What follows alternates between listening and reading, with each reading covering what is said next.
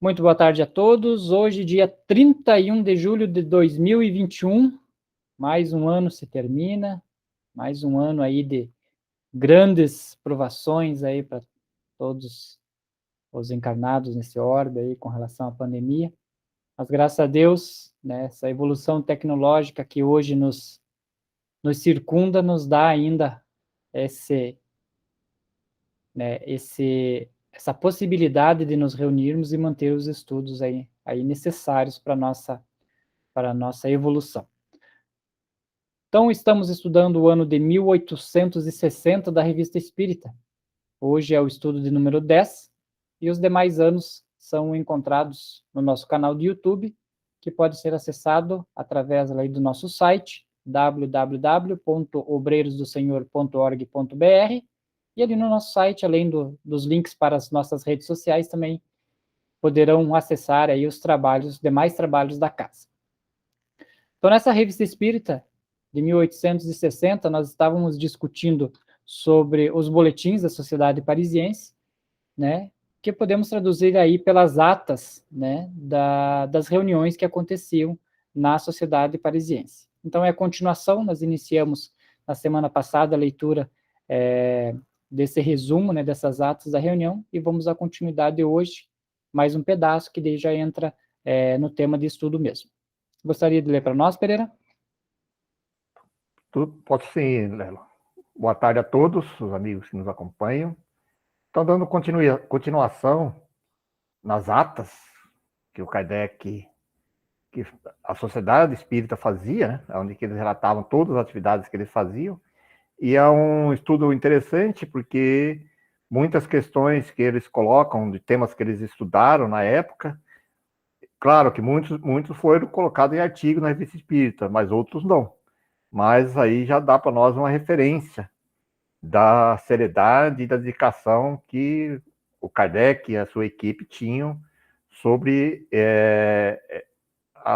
o espiritismo em si, como tudo, né? E principalmente sobre a Revista Espírita, né? Que daí ele publicava todas as suas atividades da casa, tudo que foi feito, os associados, que dava uma prestação, como se fosse uma prestação de conta ali, né? Para todos os espíritas, né? Estou dando continuação aqui. Hoje ele fala aqui do sexta-feira, 10 de fevereiro de 1860, sessão geral. Lida e aprovada a ata de 3 de fevereiro. Carta com pedido de admissão. Decisão adiada para a próxima sessão particular. Leitura das comunicações recebidas na última sessão. Comunicações diversas. O senhor Solvay transmite a nota seguinte, indagando-se se não seria útil que se fizesse uma evocação a respeito. Um tal senhor T, de 35 anos, residente no Boulevard de l'Hôpital, era perseguido por uma ideia fixa, a de involuntariamente ter matado um de seus amigos numa rixa. Malgrado tudo que se tinha feito para o dissuadir, mostrando-lhe o amigo vivo, ele julgava estar diante de sua sombra, atormentado pelo remorso de um crime imaginário. Asfixiou-se. A evocação do Sr. T será feita caso haja tempo de estudos. Primeiro, caso haja tempo, certo? Agora ele fala estudos. Ele divide os trabalhos ali, né, em particular, geral e os estudos, né? Agora está referindo aos estudos que foram feitos. Primeiro, 5 ditados espontâneos são obtidos simultaneamente. O primeiro, pelo Sr. Rosé, assinado por Lamennais, seguido pela senhorita Eugênie, assinada por Celle. O terceiro, Sr. Colley, assinado por Fourier. O quarto, pela senhorita Ruth, de um espírito que diz ele dar-se-á conhecer mais tarde, e anuncia uma série de comunicações. A quinta, pelo Sr. Didier Filho, assinada por Charlet.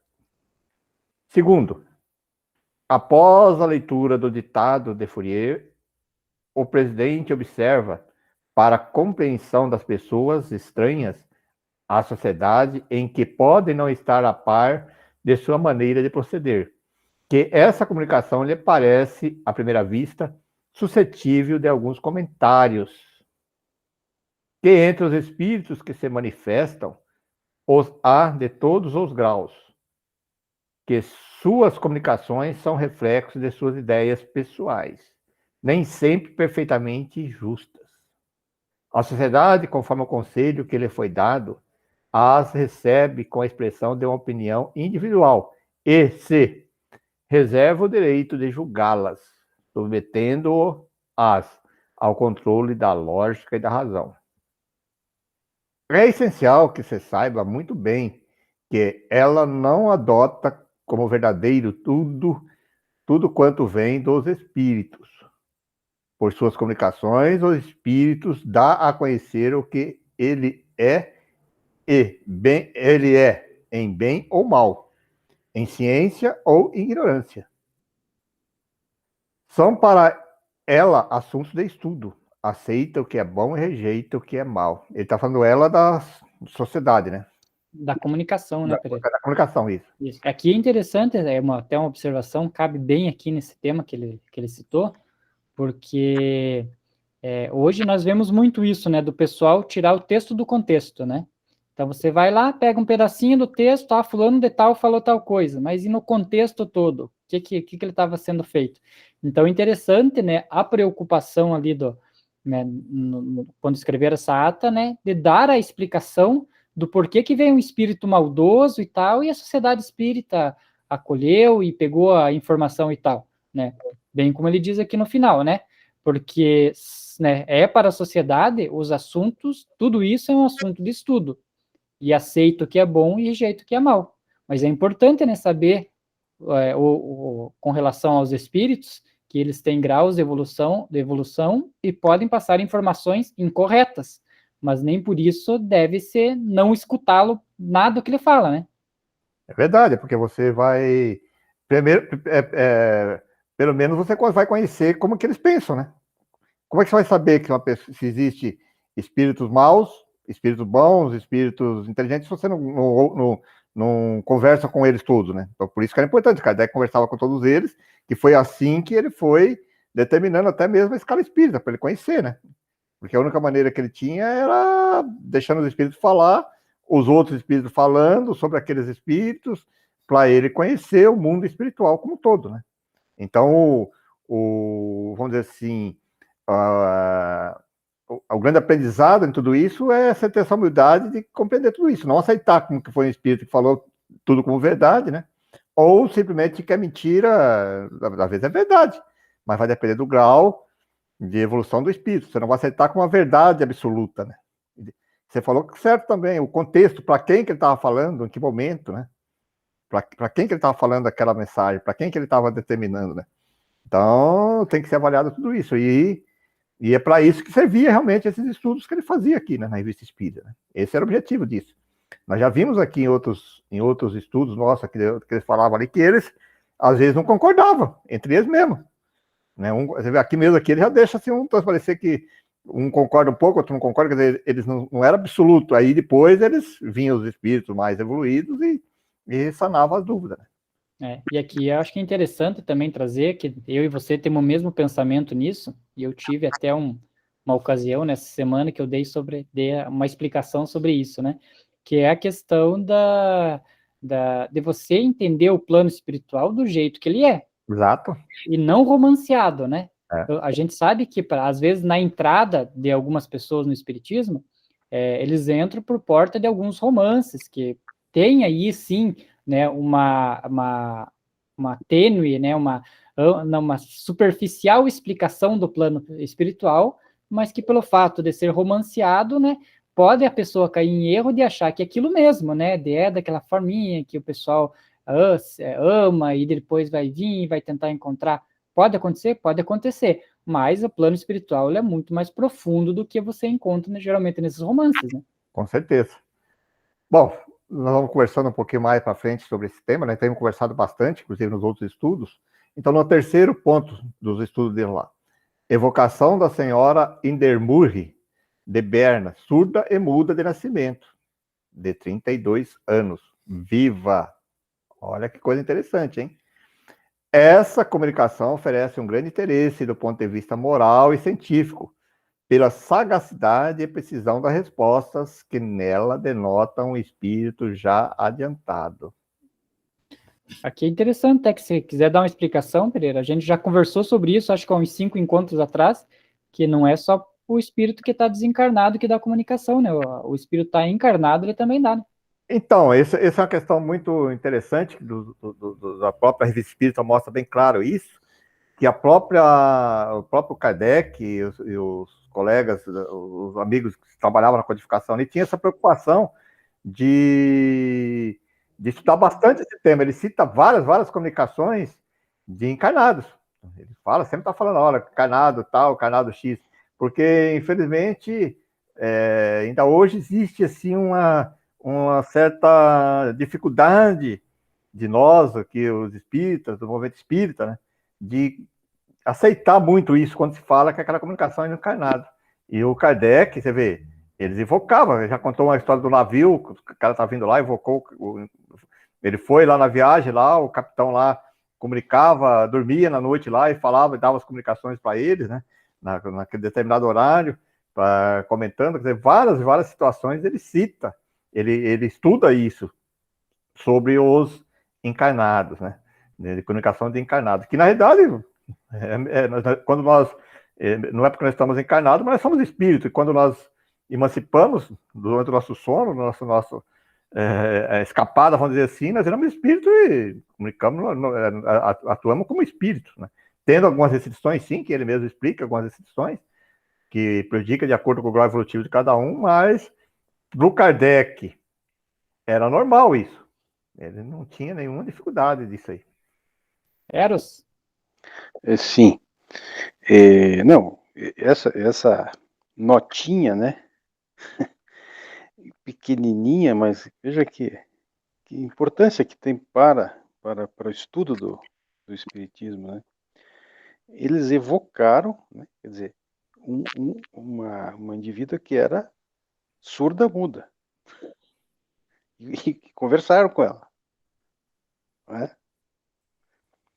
Então, são detalhes, né? Quer dizer, se imagine hoje, por que nós não fazemos isso, não tentamos fazer isso nos grupos mediúnicos?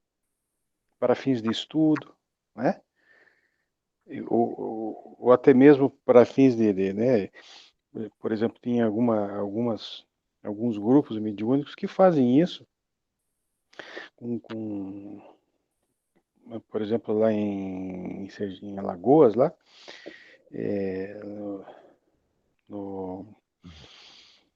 nos grupos que o Adilson Mota coordena, alguns deles, eles evocam crianças autistas, né, de difícil tratamento, eles evocam as crianças lá. E, quer dizer, estão investigando, estão ajudando, né? E isso simplesmente, vocês conhecem algum grupo mediúnico que faz isso aqui, por exemplo, em Curitiba, ou não conhece? Eu não conheço nenhum. Quer dizer, e quantos grupos mediúnicos existem? Quantas reuniões por semana se fazem? Por que a gente não, né? Será que não valeria a pena você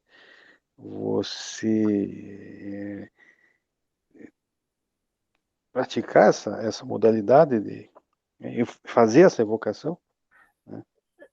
Perfeito, Eros. Eu acho que é bem isso mesmo. Como eu disse, infelizmente existe alguns preconceitos quando se fala. Mas em termos de assim, nós não fazemos evocação provavelmente dita. Até algumas vezes já fizemos alguma evocação, sim, mas os grupos que nós trabalhamos de desobsessão é muito comum mesmo a manifestação de encarnados. Encarnados, inclusive a própria pessoa que está no processo obsessivo, ou muitas vezes quem está fazendo, quem está atuando no processo obsessivo é outro encarnado. Então nós já tivemos algumas experiências dessas, né? De quando nós lemos o nome da pessoa, se manifestar e identificar, falar claramente que é um encarnado, que é ele que está ali e tal. Quer dizer, mas concordo com você, deveríamos evocar mesmo, né? Evocar mais claramente, assim, né? Porque é uma evocação meio indireta, né? Que acontece. Mas é importante isso mesmo. Não, veja, essas experiências, mesmo que indiretas, são muito importantes, né? São relevantes. Mas a hora que você fizer essa evocação direta, né? Até por exemplo, o médium que recebe, né, o psicofônico, será que ele sentiria alguma diferença entre um encarnado e um desencarnado? Né? Não sei, eu estou perguntando. Agora, assim, conversando com os médicos, a gente conversa muito com os médicos do grupo, eles sentem diferença, sim. Normalmente eles percebem que é encarnado. É meio intuitivo, não sei, normalmente um outro grupo percebe, mas normalmente o médium, ele sente diferença, sim, do espírito do encarnado. Mas é uma coisa Agora, muito, nós não temos um estudo, como você falou, né? Agora imagine se as pessoas quisessem investigar um fenômeno desse para fins de comprovação da existência de alma, por exemplo. Né? Pois é. Que nem o cara fazia, né? O cara colocava coisas, né? Fazia muitos estudos. Temos que pensar nisso, sim. Eu acho que aqui serve aqui para, como esse nosso estudo ele alcança muitas outras pessoas, alguns outros grupos, né? Que de repente fazem também essa experiência, quiserem compartilhar conosco aí através dos nossos e-mails aí, do nosso grupo ali. Olha, seria bem-vindo, né? Abrir uma discussão sobre isso e alguns grupos que interessam em fazer essa experiência, de repente contar para nós também, né? Aí nós poderíamos fazer um estudo à parte um dia disso aí, né? Vamos lá, então. Quarto, evocação do Sr. T, da qual falamos atrás. Dá sinais de grande agitação e quebra vários lápis antes de poder traçar algumas linhas quase ilegíveis. A perturbação de suas ideias é evidente. Inicialmente persiste na crença de que matou seu amigo, acabando por convencer-se de que era apenas uma ideia fixa. Mas acrescenta que, se não o matou, tinha vontade de fazê-lo, não o fazendo simplesmente por ter-lhe faltado coragem. São Luís dá algumas explicações sobre a situação desse espírito e as consequências de seu suicídio. Essa evocação será repetida mais tarde, quando o espírito estiver mais desprendido. Bom, vamos ver ali para frente se vai aparecer algum caso. Sexta-feira, 17 de fevereiro de 1860. Sessão particular. Então, nessa sessão particular, era aquelas sessões que era a diretoria ali, né? Os que decidiam ali, né? Vamos dizer que nós falamos dos conselheiros aí, aí era fechada, não era aberta ao público da sociedade em geral lá. Né? Lida aprovada a ata da sessão de 10 de fevereiro. São admitidos como membros titulares, conforme pedido escrito, e parecer favorável, senhora Regnes, de Paris, senhor Intermurne, de Reitenbeck, de Berna, senhora Lobrat, de Paris, leitura de 2 nomes de pedido de admissão, adiados para a próxima sessão particular. O senhor Allan Kardec transmite à sociedade as seguintes observações a respeito do donativo feito. Diz ele: se a doadora não reclama no que lhe concerne nenhuma conta do emprego dos fundos, não devo, para minha própria satisfação, permitir que o seu emprego não seja submetido a um controle. Essa soma formará o primeiro fundo de um caixa especial, que nada terá de comum com meus negócios pessoais, e que será objeto de sua contabilidade distinta sob o nome de Caixa do Espiritismo. Essa caixa será aumentada posteriormente pelos fundos que poderão chegar-lhe de outras fontes, exclusivamente à necessidade da doutrina e ao desenvolvimento dos estudos espírito. Um dos meus primeiros cuidados será a criação de uma biblioteca especial e, como já disse, prover a sociedade daquilo que lhe falta materialmente para a regularidade de seus trabalhos. Pedi a vários colegas que aceitassem o controle dessa caixa e constatassem em datas que serão anteriormente determinadas o emprego útil dos fundos. Esta comissão será composta pelo senhor Solichum, Curie, Levé Mirre, Clas Ficossi e Senhora Parice. Leitura das comunicações recebidas na última sessão. Em seguida, a sociedade ocupou-se do exame de várias questões administrativas. Ele está se referindo a isso aqui porque teve uma senhora lá que recebeu uma herança lá, uma quantia significativa, né? Ele falou anteriormente ele já, e doou para a instituição, né? É interessante ali essa questão do controle de Kardec, de deixar todas as claras, né? Porque a gente sabe, né, que nem nós ali que somos membros aí de uma casa espírita, que nós não temos nenhum fim lucrativo, né? A gente não cobra por nenhum dos serviços, é todo mundo voluntário. Então, se nós mesmos não nos ajudarmos a manter o aluguel, a luz, a água, um conserto, né, ali da casa espírita, ela vai se deteriorar e vai acabar, né? Então, Kardec ali, na sociedade, eu creio que o espiritismo surgiu sempre nessa mesma toada, né, de não cobrança pelos serviços que tinha, e quando ele recebia alguns valores, é interessante a transparência que ele queria sempre dar para o negócio, né? Isso é bem importante, né? Você quer que eu leia os próximos, Pereira, aqui a gente termina a questão das atas. Pode ser, pode ser. Pode ser? Então aqui a gente vai agora tratar do tema os pré-adamitas. Então, adamitas, os que vêm de Adão.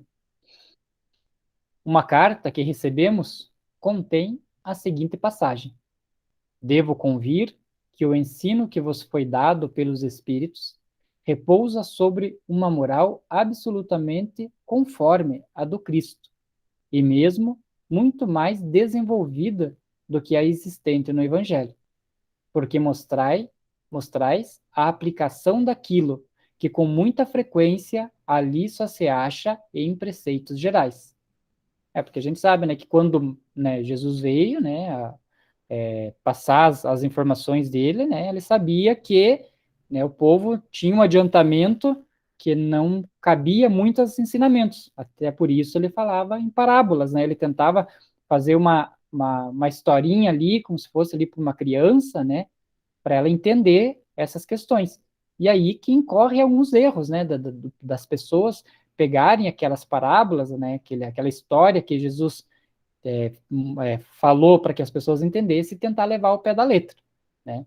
Então, aí o que o Espírito vem dizendo ali, né, que hoje a gente já num adiantamento intelectual mais avançado do que há 2000 anos atrás, né, nós já temos condições de entender isso, né? Hoje a gente já se fala em física quântica, né? A tecnologia que a gente tem já nos dá condições melhores, né, de entender essas questões aí da parte espiritual. Então, continuando ali, ele diz o seguinte: quanto à questão da existência dos espíritos e de suas relações com os homens, para mim não é objeto de qualquer dúvida. Eu estaria convencido apenas pelo testemunho dos pais da igreja, se não tivesse a prova da minha própria experiência. Não levanto, portanto, nenhuma objeção a esse respeito. Já não se dá o mesmo com certos pontos de sua doutrina, que são evidentemente contrários ao testemunho das Escrituras. Limitar-me-ei por hoje a uma só questão, a relativa ao primeiro homem. Dizeis que Adão não é o primeiro nem o único que tenha povoado a terra. Se assim fosse, fora preciso admitir que a Bíblia estaria em erro, pois o ponto de partida seria controvertido. Vede por um instante a que consequências isto nos conduz. Confesso que esse pensamento lançou alguma confusão em minhas ideias. Como, porém, antes de tudo, sou pela verdade, e a fé nada pode ganhar se construída sobre um erro.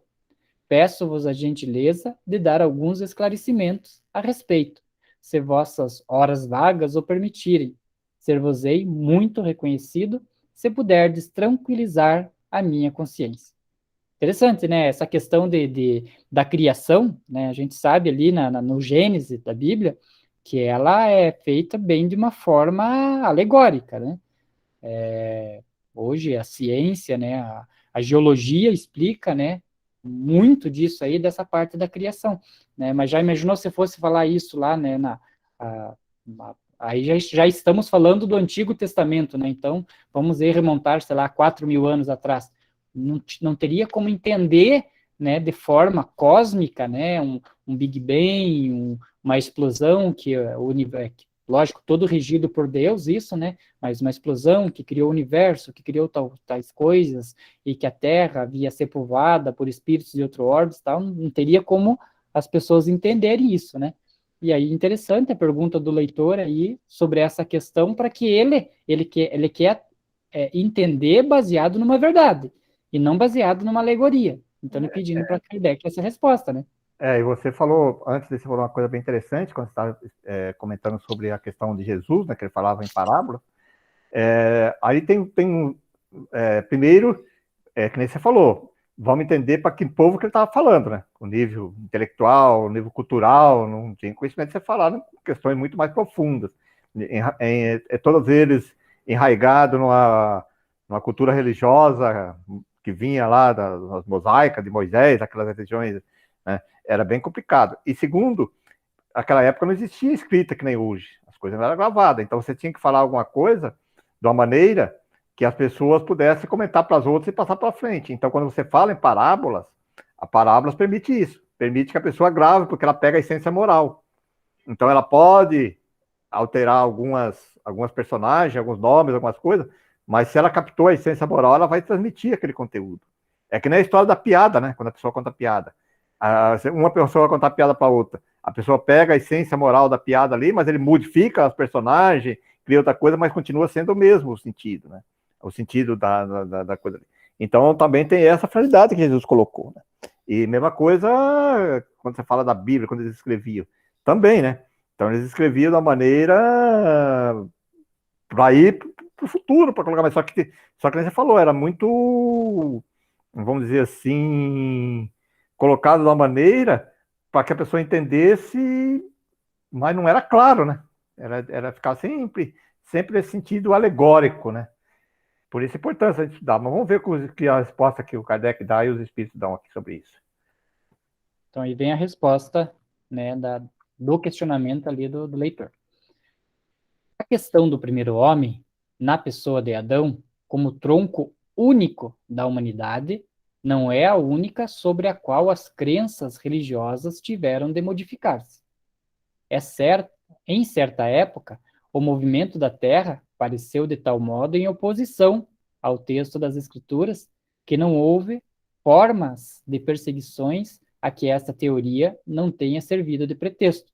Que ele se refere lá, né, que quando antigamente acreditavam, né, que a Terra era o centro do universo e tudo girava em torno da Terra. Até a Igreja, né, há pouco tempo aí, acredito que foi não sei se foi nesse papo ou no papo anterior, que ele veio pedir desculpas, né, pelo erro que a Igreja cometeu, né, em ter afirmado isso, e inclusive a Igreja ter condenado algumas pessoas, né, a Igreja Católica, né, algumas pessoas por defenderem essa ideia de que a Terra não era o centro, mas apenas um dos planetas que girava em torno de uma estrela maior. Então é o que Kardec vem dizendo ali. Contudo, vê-se que Josué, parando o Sol, não pode impedir que a Terra girasse. Ela gira apesar dos anátemas, e ninguém hoje o contestaria sem atestar contra a própria razão. Diz igualmente a Bíblia que o mundo foi criado em 6 dias, fixando a data em cerca de 4.000 anos antes da era cristã. Antes disso, a Terra não existia, havendo sido tirada do nada. O texto é formal. E eis que a ciência positiva, inexorável, vem provar o contrário. A formação do globo está escrita em caracteres imprescritíveis no mundo fóssil. E está provado que os 6 dias da criação representam outros tantos períodos, também de várias centenas de milhares de anos. Que é o que eu comentei há pouco, ali um pouco antes da leitura, né? Então, você pega ali as eras geológicas, né? Nas montanhas, né? Os geólogos conseguem determinar ali, a cada linha de cor diferente, quantos milhares de anos são feitas, né? A cada quantos milhares de anos elas são criadas, né? Então, ali se nota que a Terra, se não me engano, surgiu há 4,7, acho que milhões de anos, alguma coisa assim, né? Atrás. Então, não poderia ser há 4.000 anos apenas.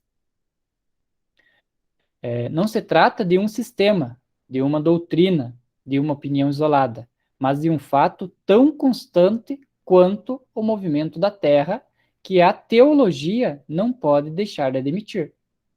Assim, não é senão nas pequenas escolas que se ensina que o mundo foi feito em 6 vezes 24 horas, prova evidente de erro, no qual se pode cair, tomando ao pé da letra as expressões de uma linguagem muitas vezes figurada, que é o que nós comentamos, né? Era falado de forma, às vezes, alegórica, para que as pessoas pudessem entender. A questão dos 6 pode ter algum significado, de repente 6 eras geológicas, 6 eras cósmicas, né? Enfim, pode ter o 6 ali um sentido, mas não na questão de 6 dias, né? A autoridade da Bíblia teria sido atingida aos olhos dos teólogos? Absolutamente. E aqui, quando diz absolutamente, ele quer dizer não, né? Então, as autoridades da Bíblia não são atingidas, né, aos olhos do teólogo. Eles se renderam à evidência e concluíram que o texto podia comportar outra interpretação. E aqui eu me lembro de uma questão do Haroldo, né? O Haroldo Dutra Dias, ele foi, né, e foi aprender o aramaico antigo para traduzir o Novo Testamento através dos escritos antigos. E ele trouxe uma questão ali, né, que é a questão da dificuldade em tradução de algumas palavras, porque para nós, por exemplo, nós temos o irmão, o primo segundo, né, o irmão adotivo e tal, então a gente tem palavras para determinar o que era. E lá, naquele tempo, eles não tinham palavras, por exemplo, para determinar o que era um sobrinho, o que era um primo. Então, eles tratavam tudo por irmão, tratavam tudo por primo, e aí que corre aquelas divergências de palavras. Ah, Jesus e não sei mais quem, Jesus e seus primos, seus irmãos e tal. Então, tinha muita dificuldade nessa questão. Então, não se pode, né, tratar sempre ao pé da letra, ali, devido à dificuldade da escrita da época. Então, revistando os arquivos da Terra, a ciência reconheceu a ordem na qual os diferentes seres vivos apareceram em sua superfície. A observação não deixa nenhuma dúvida quanto às espécies orgânicas pertencentes a cada período, e esta ordem está de acordo com o que é indicado no Gênesis, com a diferença de que esta obra, em vez de ter saído miraculosamente das mãos de Deus, em algumas horas, realizou-se sempre por sua vontade, mas conforme as leis das forças da natureza, em alguns milhões de anos. Deus, por isso, será menor e menos poderoso? Sua obra será menos sublime por não ter o prestígio da instantaneidade? É evidente que não. Seria preciso fazer da divindade uma ideia muito mesquinha para não reconhecer sua onipotência nas leis eternas, por ela estabelecidas para reger os mundos. Né? E aqui que o pessoal se detém. Ah, mas Deus não seria capaz de fazer assim em seis dias? Seria, né? O problema é que a gente, às vezes, tenta personificar Deus como uma pessoa, né? E Deus é o todo, é uma energia, não é uma pessoa, né? O poder dele já está exemplificado aí nas leis naturais, né? Então, por que mais demonstração de um poder do que as leis naturais de que um globo que começa do nada, né?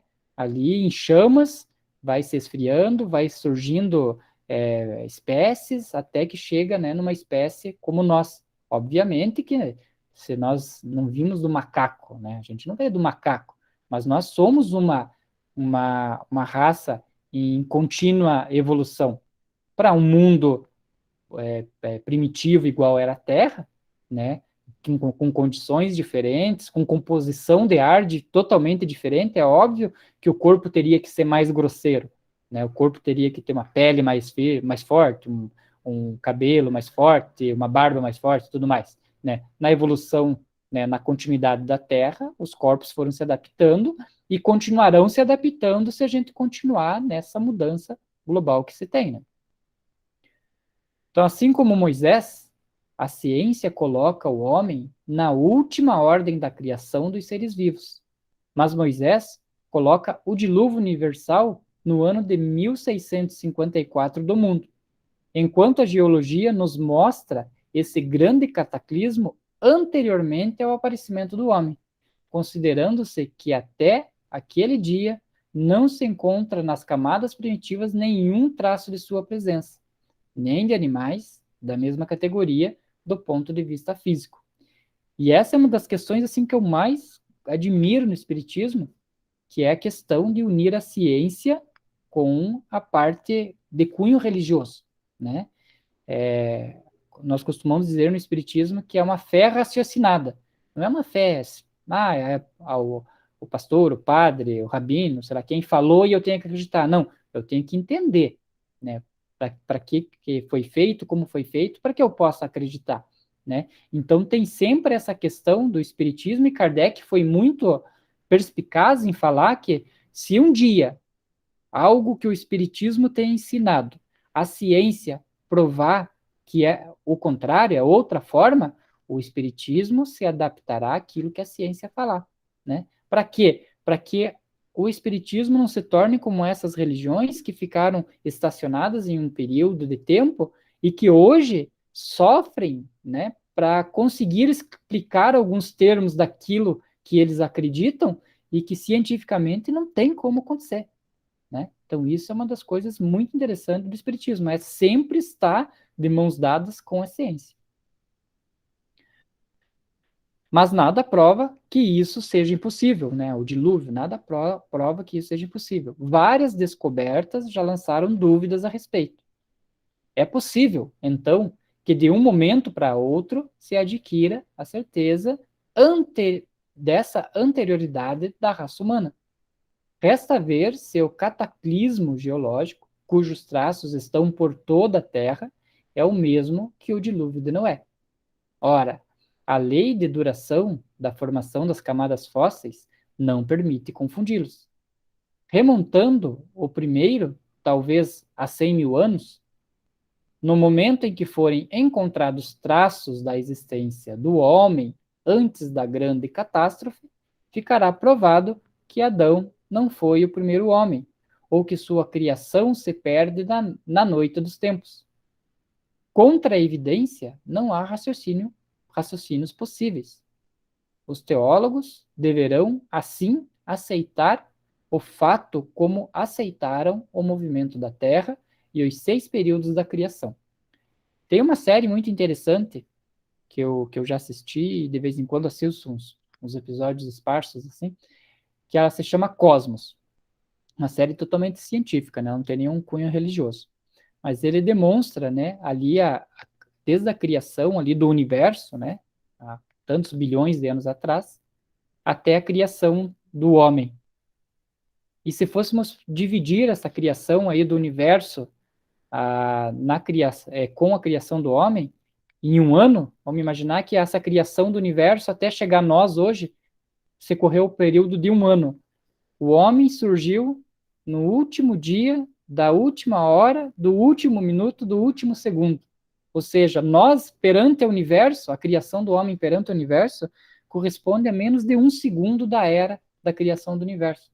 Então, nós temos muito pouca ainda conhecimento nesse nosso universo, nessa criação, às vezes, para tentar até entender tudo isso, né?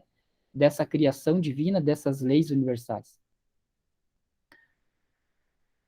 Então, no momento que forem encontrados traços da existência do homem, antes da grande catástrofe, ficará provado que Adão não foi o primeiro homem, ou que sua criação se perde na noite dos tempos.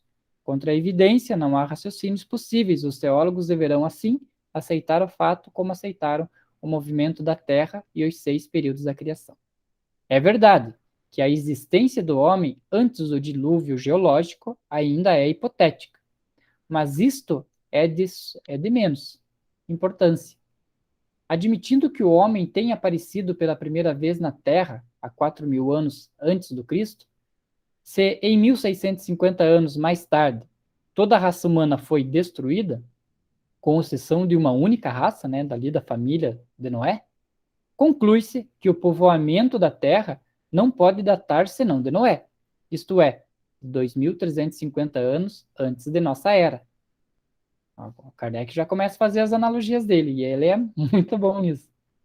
Ora, Quando os hebreus emigraram para o Egito no século XVIII a.C., já encontraram este país bastante povoado e com uma civilização muito adiantada. Prova a história que, nessa época, as Índias e outras regiões eram igualmente florescentes. Seria preciso, então, que do 14º ao 18º século, ou seja, de 1.400 anos, né, de 1.800 a 1.400 anos, ou seja, no espaço de 500 anos ali, não só a posteridade de Noé tivesse conseguido povoar todas as imensas regiões então conhecidas, mas ainda que nesse curto intervalo a espécie humana tivesse podido elevar-se da ignorância absoluta do estado primitivo ao mais alto grau do desenvolvimento intelectual, o que contraria todas as leis antropológicas. Então não tem como, né? Não tem como absorver aí que em 500 anos, né, teria conseguido, né, todo esse desenvolvimento, e até na questão, assim, vamos dizer, biológica, né, fisiológica, né, ali de quantas pessoas que estavam na Arca de Noé, de repente surgiram milhões e milhões de pessoas, né, praticamente impossível, né, fisiologicamente falando isso, né. Tudo se explica ao contrário, admitindo-se a anterioridade do homem, o dilúvio de Noé como uma catástrofe parcial, confundida com o cataclismo geológico. Né? Existem linhas aí que dizem, não, houve mesmo o dilúvio, mas ela foi, né, submetida a uma parte de uma região em específico. Né? De repente, até um tsunami, né, como a gente viu aí, né, alguns anos atrás, aí, questão de tsunami, né, que inundou aí uma região específica, né, na Ásia. Então, confundida com o cataclismo geológico. E Adão, que viveu há 6.000 anos como tendo povoado uma região desabitada. Ainda uma vez, nada poderia prevalecer contra a evidência dos fatos. Eis porque julgamos prudente não tomar posição em falso contra doutrinas que cedo ou tarde, como tantas outras, podem revelar a falta de razão dos que as combatem. Longe de perder, as ideias religiosas se engrandecem ao caminharem com a ciência. É isso que nós falamos, né? Não tem demérito nenhum em dizer que Deus não criou a Terra em 6 anos, mas foram milhões de anos. Isso não vai diminuir nada, Deus. Não vai diminuir nada se nós, do Espiritismo, um dia, né, de repente, chegar a mostrar que tudo aquilo que Kardec escreveu, ou alguma parte que escreveu, é de uma forma diferente. Né? Então, nós temos que caminhar junto com a ciência, porque as duas juntas elas vão coexistir para sempre. Agora, se uma ficar degladiando a outra, não vai ter como. Por isso que nós vemos hoje, né, quando você vai estudar grandes pensadores, né, grandes filósofos, eles eram todos ateus. Né? Por que eles eram ateus? Porque eles não conseguiam entender a forma como estava escrito lá nas escrituras, a forma como a religião pregava, e tentavam implantar um pensamento mais amplo, e eram rechaçados pela religião. Então, para eles não abandonarem a filosofia, né, a ciência, eles se diziam ateu. Mas, na verdade, eles não eram ateus, né? Eles simplesmente tinham uma concepção mais ampla como podemos ver, mais acertada daquilo que estava escrito de forma alegórica. Então, é um meio de não dar margem ao ceticismo, mostrando-lhe o lado vulnerável. Em que se teria tornado a religião, caso se obstinasse contra a evidência e persistisse em anatematizar os que não aceitassem a letra das escrituras, né, levantaram um levante, né, um ataque contra todos aqueles que não aceitavam as escrituras, disso resultaria que não se pode ser católico sem crer no movimento do Sol, nos 6 dias da criação e nos 6.000 anos da existência da Terra. Calcule-se o que se restaria hoje de católicos. Proscreveis também os que não tomam ao pé da letra a alegoria da árvore e seu fruto, da costela de Adão e da serpente, né? Quem que acredita, né, que, né, foi necessário tirar uma costela de Adão para poder montar, né, uma espécie de sexo feminino. A religião será sempre forte quando marchar de acordo com a ciência, porque estará ligada à parte esclarecida da população.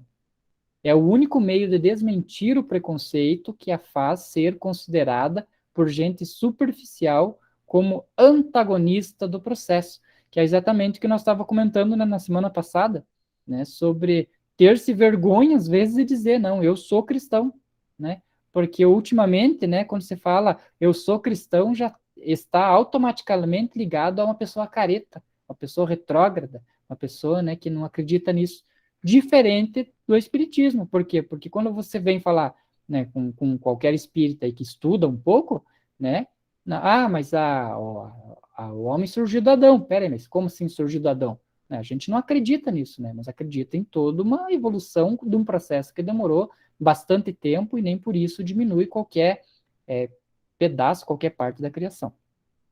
Se a religião jamais repelisse a evidência dos fatos, não se afastaria dos homens sérios, nem provocaria cismas, porquanto nada poderia prevalecer contra a evidência. Assim, a alta teologia, que conta homens eminentes pelo saber sobre muitos pontos controvertidos, admite uma interpretação conforme a sã razão. Apenas é lamentável que reserve suas interpretações aos privilegiados e continue a ensinar ao pé da letra nas escolas.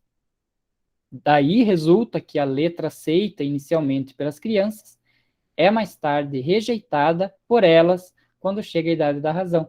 Essa é uma questão, né, que nem eu que fui católico um bom tempo da minha vida, né, de questões assim que a gente levava, né, aos mais velhos ou ao padre, né, e eles não queriam dar a explicação correta, né, ou não sabiam, mas eu me lembro de um deles que falou para mim assim, não, Leandro, nessa questão você não precisa entender, você basta apenas crer. Mas, poxa, como assim só apenas crer, né? Então não tem condição. E aí quando você pega ali a idade ali de mais madura, né, que você começa a ter conhecimento das ciências e tal, que é aquele momento que as pessoas se debandam da igreja, né, porque não concordam com aquilo que está lá. Ao contrário, não, nada tendo em compensação, tudo repelem, aumentando o número de incrédulos absolutos. É a verdade, né? Quanto mais as religiões se mantêm naquele mundo mais retrógrado, ao invés de eles ajudarem na evolução aí cristã, na verdade eles estão criando cada vez mais incrédulos. Por quê? Porque a pessoa não encontra a resposta ali na religião. Se não for buscar uma outra linhagem que dê explicação, ela vai se tornar o quê? Um ateu que diz que não acredita em nada. Ao contrário, daí as crianças apenas o que dai às crianças apenas o que a razão possa admitir mais tarde. Desenvolvendo-se a razão, as crianças serão fortificadas nos princípios que lhes tiverem sido inculcados, né? Colocados na cabeça. Assim, falando, cremos servir os verdadeiros interesses da religião. Ela será sempre respeitada quando for mostrada conforme a realidade, e quando não a fizerem consistir em alegorias, cuja realidade o bom senso não pode admitir.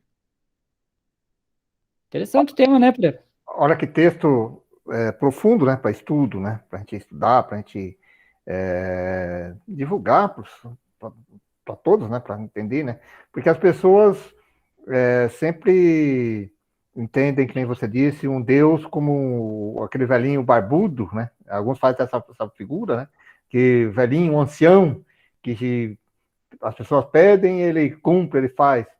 Mas quando nós começamos na pergunta que o Kardec faz para os espíritos, o que é Deus, né? Já não era quem, é o que é Deus. A resposta é bem clara, inteligência suprema, causa primária de todas as coisas.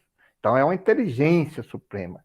E a sua grande, vamos dizer assim, onipotência e o seu grande amor está na justiça. E a justiça está, que nem você colocou e como é colocado ali, que as coisas não acontecem ao salto, né?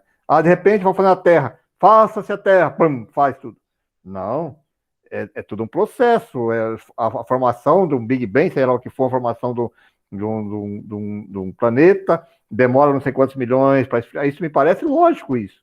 E depois que tudo isso vai se esfriando, começa-se a vida através das amebas, lá das larvas, e vai crescendo, e aí vem aquele conceito que nós temos na doutrina espírita, que a inteligência, ela dorme no mineral, né? Sonha no animal e desperta-se no homem, né? No humanal. Então, ali vem, geminando, esse já vai na forma de crescer, isso aí, milhões e milhões de anos, né? Então, aí sim, você percebe onde que está a justiça. Claro, está tudo sobre a questão de Deus, que favorece algumas condições, né, para isso germinar, até que daqueles primeiros animais esquistos que vão se formando, a gente vê aquela história lá que eles saíram da água, os répteis, e foram formando os terráqueos, né, que saíram os animais terráqueos, depois foram evoluindo, e assim sucessivamente, até se formar os primeiros, com forma humana, os humanoides primeiro, inteligências mais rudimentares, né? E depois, aí sim, conforme já estão despertando já para a forma humana, proporciona a encarnação de espíritos mais evoluídos, né? De acordo com o grau de necessidade de cada região, cada época. Tanto isso é verdade, como que você vai explicar, por exemplo, a diversidade de raças, né? Como você vai pegar a raça adâmica e vai explicar a raça africana, depois a raça oriental, né? O que eles chamam de amarelos, os índios, totalmente diferentes, são raças. Como é que saiu só de um tronco? Como é que poderia acontecer isso? Mas são espíritos que vão reencarnando e vão criando todas essas diversidades, cada um de acordo com as suas necessidades, suas experiências, para ir informando toda essa nossa humanidade que nós estamos indo hoje. E depois nós mesmos aqui no mundo terreno, nesses centenas de milhares de anos, muitos espíritos que passaram aqui já nem vêm mais para a Terra. E outros daqui saíram, foram para outros orbes, outros planetas, pensando assim, estagiaram lá, experienciaram lá, e depois retornam à Terra, como a própria Revista Espírita nos conta alguns casos, né? Dos espíritos que vão de outros orbes, outros planetas, e retornam, e assim sucessivamente essa troca, né? Está informando de acordo com o processo evolutivo da época, da cidade de cada um, conforme vai se evoluindo aquela comunidade, aquela cidade. E aí é que vem a grandeza de Jesus, né? A vinda de Jesus foi numa dessas questões, né? Numa dessas migrações, quando vieram aquele povo lá dos capelinos, Jesus se comprometeu com eles, estava junto já espírito evoluído, e aí ele se comprometeu em vir na Terra para trazer os conhecimentos morais que a Terra precisa. Aí sim vai ficar mais claro as coisas, né? Senão a gente vai pensar assim, que nem falando, suja-se a Terra, surgiu agora, surgiu o homem. Não faz sentido, né? É bem bacana essa temática, né? Para a gente debater. Essa questão, né? Inclusive, nós consideramos, né, o Espiritismo sendo como o consolador que Jesus prometeu, né? Por quê? Porque Jesus chegou naquela época, deu, né, todo o conhecimento, inclusive, né, algumas pessoas que desconhecem o Espiritismo, e aí a gente começa a falar sobre Deus, começa a falar sobre Jesus, começa a falar sobre o Evangelho, chega a dar um nó na cabeça da pessoa, mas espera aí, como assim você acredita em Deus? Vocês leem a Bíblia e tal? A gente se detém muito nos Evangelhos, que onde está o cunho moral. A gente quer o cunho moral, a gente não quer as historinhas, a gente quer o cunho moral, né? E é interessante essa questão de cada um a seu tempo, porque o Pereira, que é um grande estudioso do magnetismo, né, nós vemos aí dos nossos antepassados, nossos avós, bisavós, né, a gente sempre tinha o conhecimento lá dos curandeiros, da senhora que fazia curar ali o machucado com a costura, ou com uma benzedura, que eles chamavam, e hoje totalmente explicado pelo magnetismo, né, Pereira? Que é prático, é fácil de explicar essas questões também, tanto pelo espiritismo, quanto ali nas questões de médiuns, curadores e tudo mais. Mas naquela época, eles apesar de não conhecer isso e não entender sobre isso, eles não deixaram de praticar e de fazer, né? E esse tema que você está falando aí está muito bem explicado na própria doutrina espírita. Kardec, que não era magnetizador, o espiritismo surgiu através do magnetismo. Kardec era magnetizador, ele conhecia os fenômenos magnéticos, e quando alguém traz algumas experiências que faziam lá, que falavam que levantava a mesa, ele falou, isso aí era normal, o magnetismo prova isso aí, eu consigo comprovar. Aí, quando fez a primeira pergunta, mas eles respondem pergunta, ele falou, opa, aí tem outra questão, né? A sagacidade dele, porque daí tinha uma questão inteligente. Foi aí que ele foi estudar isso. Inclusive tem até um filme dele, quem já viu o filme dele lá, quando ele vai ver as primeiras mesas girantes nos palcos lá, ele ia debaixo dos palcos procurar para ver se não tinha nenhum acessório, nem tudo lá, se não tinha nenhuma facatua, vamos dizer assim, né? Mas ele, estudando isso, que ele percebeu que existia algo a mais que só a questão do fluido, do magnetismo, que ele vinha estudando desde mesmo, né? Que era esse fluido, né? Nós falamos do fluido magnético, que algumas pessoas tinham, sempre teve na humanidade, de curar, de fazer alguns fenômenos, vamos dizer assim, sólidos, entre aspas, aí, que, diferente, né?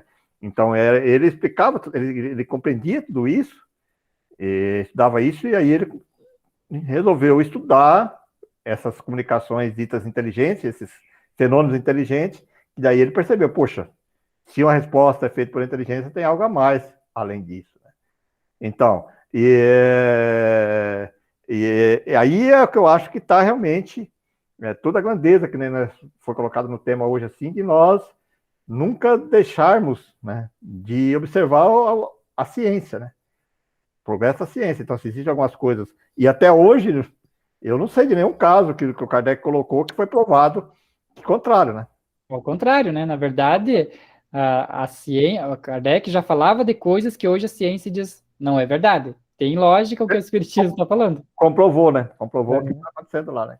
Então, gente, esses são os temas realmente bacanas da gente estudar, né? Por isso que nós temos que estudar, e é isso, é o objetivo do nosso estudo, né? Porque às vezes a gente pensa assim que a verdade está só na doutrina espírita. Não, ela esclarece, ela ajuda nós a compreendermos a verdade, mas ela pode estar, existem muitas outras filosofias, muitas que são sérias, que elas trazem uma certa verdade dentro da justiça divina, né? Com certos conhecimentos que foram perdidos, né? Só que como você falou, o advento da doutrina espírita foi exatamente para você criar vamos dizer assim, uma codificação, uma conduta, esclarecer tudo isso, né? Para que qualquer um que quisesse pesquisar e observar, pudesse observar dentro de certos critérios, né? Então foi trazer essa relação moral dentro do Evangelho de Jesus, né? Então aí que nós temos que realmente estudar sempre, né? Esse é o convite que nós fazemos sempre para todos aqueles que nos acompanham, aqueles que estão começando.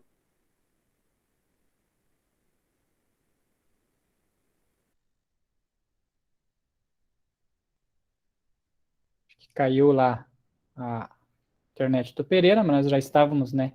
Mas vamos debater, né? Cerramos, Pereira? Vamos encerrar então.